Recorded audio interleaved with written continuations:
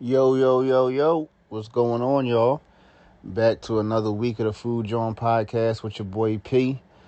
This week's episode is going to be extremely interesting because it's a solo show. My co host, my brother Mills, is otherwise engaged, busy, not actually engaged. But I told him, don't worry about it, bro. I got you. I'm going to hold you down. Because, like I said before, if we aren't anything, we are very consistent. Now, this isn't going to be a long show. I'm going to be in and out like a robbery, but I felt the need to give you guys content because we have some very loyal followers, listeners, subscribers. And who are we to neglect you all from what you look forward to every Saturday? So for that, I want to say thank you. I appreciate it. Mills, he appreciates it.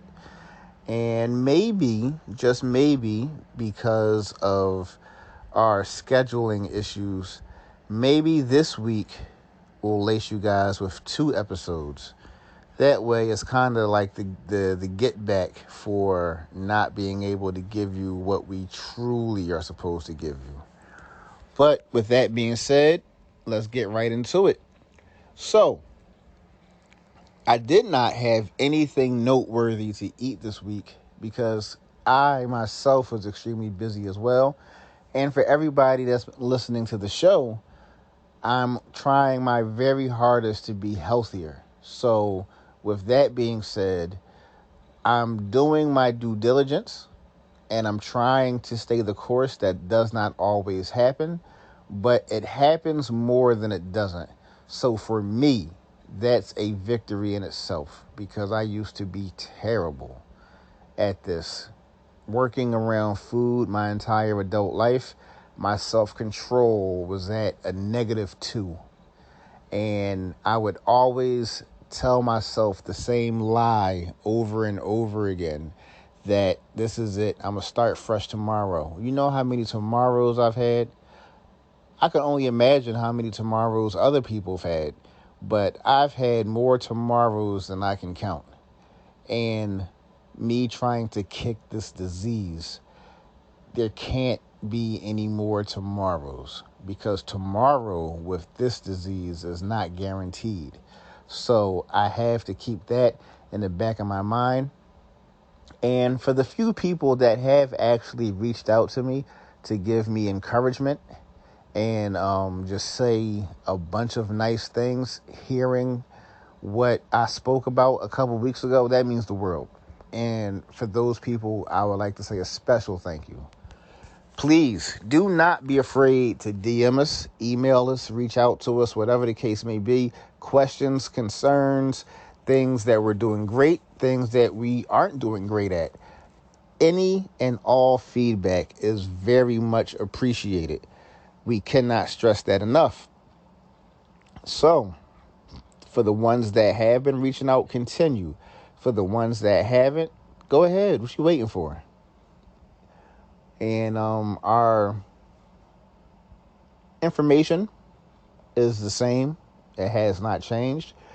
Instagram page, The Food Jawn Podcast, TheFoodJawnPodcast, The Food Jawn Podcast. So, let's get right back into the show. I have not a special, but a unique Tales from the Kitchen this week because I don't know too many people that have gone through this kind of transition. But if you have, I know your growing pains were exponential because I know mine were. So this takes me back to the nursing home. And we were switching companies. We never had the kind of kitchen where we prepared all of the residents' meals in-house.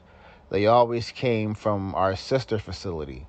We just did the cafeteria and other small little things within the nursing home. But the residents' food was outsourced. So when we switched companies, the little machines that the food would go in to warm the food up, they took their machines back, and rightfully so. So we got ovens, and we put them on the 4 floors, little staging kitchen areas, and it was definitely a pain in the ass and a labor of love at the same time. And we did not love it. So, just to give you guys some context, the food would come in, and breakfast for the next day would come in the day before. The breakfast would be stored upstairs on the floors in the ovens, because the oven side acted as a refrigerator as well. It would keep things cold until you actually turn the oven on. And it was like playing Russian roulette every day. Because if there was a power surge or the power went out for whatever reason or something happened and that oven kicked off, everything in there is no longer refrigerated throughout the course of the evening. So then what do? And that has happened once or twice. But for this story, we were just getting into the new groove of our new jobs. And I had to work breakfast one morning. So I came upstairs, brought all my stuff upstairs, my milks, my juices, coffee mugs, oatmeal bowls, like, the whole 9 yards, everything I needed to do my job. Turned the oven on, went back downstairs to the kitchen. Lo and behold, my oven turned off. When I came back upstairs to serve breakfast, all of the food was ice cold. You can imagine how irate I was. Turned it on again. Now the entire day is effed up because everything is late. Breakfast started 40 minutes late, which means the nursing staff is pissed at me because of the oven malfunction. I'll take that. What can I do? So everything's late. Lunch, late. Clean up after breakfast. Clean up after lunch, late. Our shift was from 6:30 to 3. I did not leave work that day until almost 4:30. That day was one of the days that I wish I could have got back, because it just goes to show almost how perfect things would have to go on a daily basis in order for people to leave on time, because we really were swimming in the deep end with no life preservers. Things weren't a disaster every day, but when they were, it was a clusterfuck. So we got through it. Eventually we mastered it, and we didn't have too many of those situations. But again, like I said, we're working in an imperfect world with an imperfect system, so things are bound to happen. But I could not get into management any faster, because that was for the birds, and I didn't want to have anything to do with that. But that's my tales this week. Just something, along those lines of food service and not knowing how things are going to go.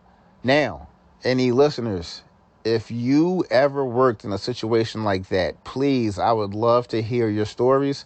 I would love to hear how you dealt with it, how you didn't deal with it, what went wrong, the ups and downs, the good and the bad, because I can only imagine somebody else's story. But yeah, please do not hesitate to share. Now, I have a topic, but it's not too exciting, but it's not too boring. So it's mostly questions that I have for you guys. And then, like I said, hopefully somebody will be brave enough to answer. But the topic I would like to discuss is outside dining in the city of Philadelphia. Now, I keep it local because, again, we're from the city. This is the town we live in. And I don't know how other cities and states govern their outside dining. So this is just particular to us. Now, if everybody remembers, during the pandemic, when the world stopped spinning, restaurants built outside dining areas for their customers. That way they can stay open and they can make a profit.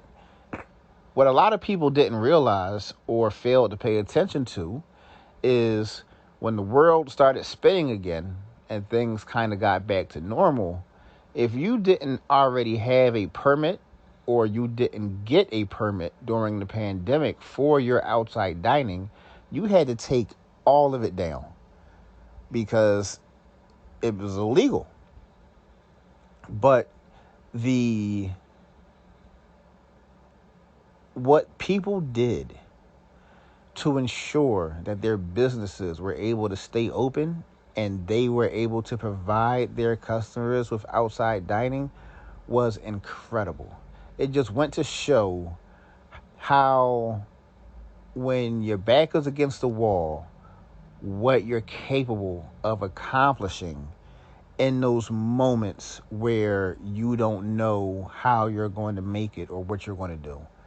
And I applaud all of the business owners that jumped into the deep end and said, I'm not going to close my doors. I'm going to do what I have to do. And they did what they had to do, and it was incredible. So kudos to every single, excuse me. So kudos to every single person that went out and made it happen. But I'm curious as to how people responded to, you don't have a permit, so you can't do this anymore. What did they do? Because I'm pretty sure that, one, those permits weren't cheap. Two, if your outside dining boomed more than your inside dining, do you gamble on that? Do you say, hey, I'm not going to take this down. I'm making great money. Y'all just going to have to come back and shut me down? Because then at that point, I feel like you're being selfish because you're no longer worrying about your staff. You're worrying about yourself. So what's your thoughts on that? Also, for the people that did have their permits and nothing ever ceased, getting ready to reopen your outside dining because this is the time of the year that we're in, how do people go about creating for that? And what I mean is, I worked at a place where their outside dining menu was slightly different than your inside. And that is one of the keys that helped this place in particular attract customers to come and want to eat outside of the venue, because they knew that I can get something exclusive that I like without having to ever step foot inside of the building. That's very niche to me, and I think it's extremely creative. And don't get me wrong, it's not an entire menu. It was 3, maybe 4 items that were exclusive to outside dining. Again, like I said, I think that's genius. But have any of you guys ever been someplace where your outside dining experience was so good that it made you not want to go inside? Or it could have been the reverse. Your outside dining experience was so terrible that you won't go back. And I think a lot of times, if it was terrible, it didn't have anything to do with the restaurant. It was maybe you were being disturbed by a homeless person. It could have been a fight. It just could have been too loud, too noisy, bugs, whatever the case may be. A lot of factors going to outside dining. So please, again, like I said, please do not be, don't hesitate to share, because I love to hear what you guys have to say. And I'm sure Mills would love to hear it as well. Again, shout out my bro Mills. We're going to link up soon. We're going to do what we got to do. and continue to give our subscribers, our followers, our listeners everything that they deserve. Now, with that being said, I would like to lastly segue into my motivational. And this week, for my motivational mic drop, I would just like to tell everybody to take things one day at a time. Now, you might be saying to yourself, well, that's all we can do anyway, which is true. But what I really mean is, really, just take everything one day at a time.